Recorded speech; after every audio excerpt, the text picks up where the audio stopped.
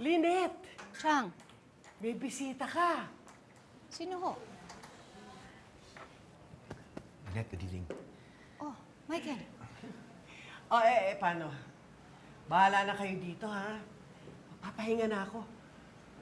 Napagod ako sa kakamarites mong maghapot. Kakapagod din pala yun. Sige, Michael. Sige, Chan. Salamat. Michael, gabing-gabi na. Sorry, dumiretso na ako dito from the airport. Sinabi kasi sa akin ni Denise yung nangyari sa inyo. Nabalitaan mo na pala. Mabuti naman nalaman na ni RJ yung totoong nangyari sa kanya.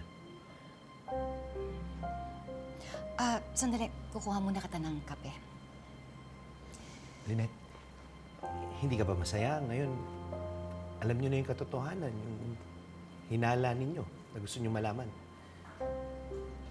Hindi, ma'am. Masaya naman. Pero malungkot ka pa rin dahil ngayon nalaman mo na gusto pala ni RJ na magsama na kayo. Ano? Na kung hindi na aksidente si RJ, kung natuloy yung hiwalayan nila ni Moira, dapat magkasama na kayo ngayon. Dapat masaya na kayo.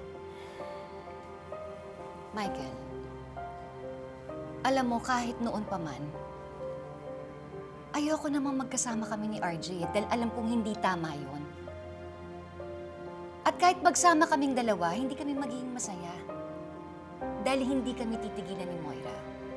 Alam mo naman ang gusto ko lang naman tahimik na buhay para sa akin at para sa anak ko. At nagpapasalamat ako dahil nahanap ko yun kay Carlos. Kaya kung pwede lang, Michael, huwag na natin pag-usapan yung nakaraan. Tapos na yun. At hindi ako nanghihinayang.